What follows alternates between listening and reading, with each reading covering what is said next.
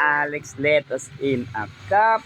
PC mo gawa mo. So ito, yan itsura. Nalalanta sa sobrang init. At ang dami na nangangamatay. Spray natin siya. So yung nito mga huling mga araw, hindi ako nakapag-vlog. Iba yata yung number mo. Nag-iba, oh. Iba din sa kanya. Nag-iba rin sa kanya? Oo, pares kami, nag-iba. Pero sa kanya, ang kaganda kay Rowel, 5 pa rin. oo, 5 pa rin. Sa akin kasi talagang ibang-iba. Ikaw nag-adya. O kaya nga nung nagpa-register ako ng huli, 199 o 196 pesos lang. 'Di ba dapat 250 'yon? Oo. Mas mura kasi expire agad ako. Ngayon June kuya. Ngayong buwan na to, paparehistro ulit siya. So yan, so yan ang nangyari sa ating lettuce. Nangangamatay na.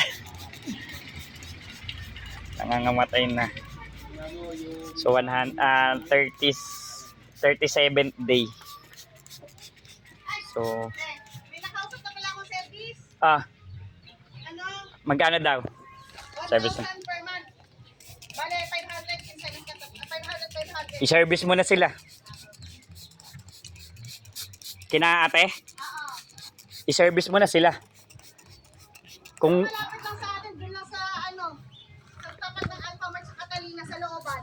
sige lang. Goods ako doon. Bale, Sabihin mo na lang di kina mama. Tsaka sinabi pa. ko na kila mama. Sabi niya, sige, confirm lang natin yung schedule ng mga bata. Yun ang sabi ni mama kanina.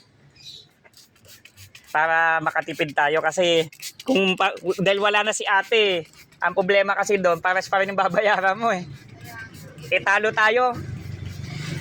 Buti sana ko ang ginagawang compute ng mga bata, yung Regular na commute lang na oo, eh hindi.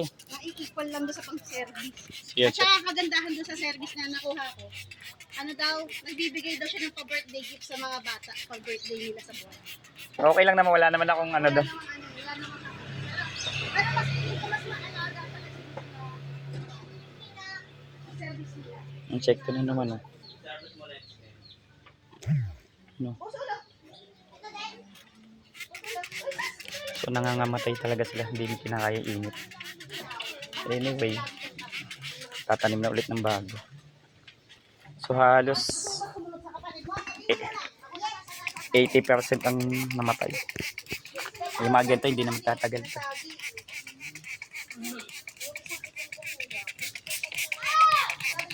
Yan, so 37th day.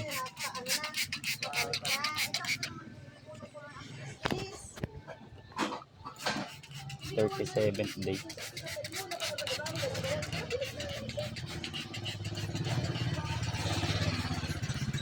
So yan ay itsura ng 37th day.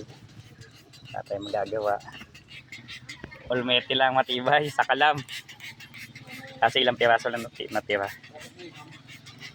So hindi niya kinain talagang sobrang init. No? Grabe yung init. Okay, nispray natin siya. So malamang ulmeti lang bibili natin.